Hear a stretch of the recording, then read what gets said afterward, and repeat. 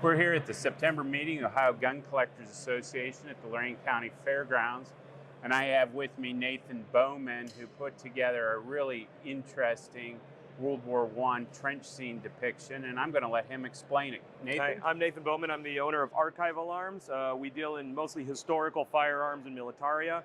Over the last week, we built this trench out of antique barn slats and a frame. We built a fake mud floor to indicate kind of the battlefield conditions, the mud, the damage from war. Everything that you see on here, besides the boards and the mud, are authentic pieces from World War I, right down to the uniforms. Both uniform sets on here are named uniform groupings that we do have available. They include the original dog tags, any research we do on them. We find wound cards, service records, whatever's available. Unfortunately, a lot of it was lost during the fire in the 80s at the Office of Military Personnel Files. So we have to rebuild them from scratch, which can take a long time. You'll also see a 1917 on here, as well as a Remington 1903. Original ammo cans, even the trench lanterns, when we build these, are original for World War I. We do this with World War II, World War I, Korea, Vietnam sets. We have a handful of pre-World War I equipment sets that we work on. We're also in the process of working on even Japanese samurai armor right now. Nathan, it's interesting. You've got some other setups here that are real interesting to view. You know, I bet a lot of people haven't seen the old style of dog tags. They've gotten pretty rare over the years. Most people are familiar with the World War II variants, the kind of more, I guess, long, cylindrical, and kind of, oblique shaped. They're a bit odd. The original ones were a circular, hand-stamped.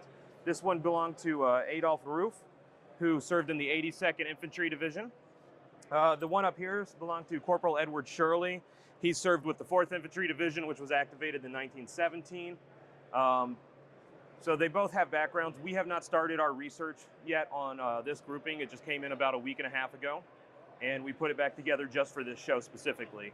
And interesting enough, a lot of his equipment's not actually here that came with it. We have most of his winter wear equipment as well. Unfortunately, they don't have divisional patches, so we don't put them on the dummies when we do shows because they just don't show as well. So for the summer wear, you got to wear wool.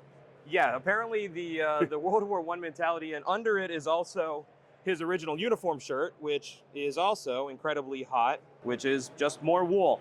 So 2 layers of wool for your summertime wear during the World War I battle in France. That must have been fun. Had to be absolutely miserable. And a lot of these guys also, during that time, they wore leather vests and jerkins above it.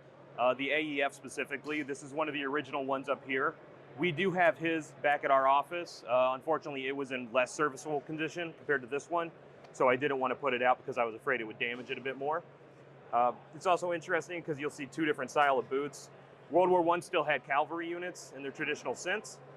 He is actually wearing cavalry boots, which was relatively common, whereas the other uniform is wearing the traditional Pershing short boots, which actually only go up to slightly above your ankle in a trench full of mud, which is incredibly miserable, I'm sure.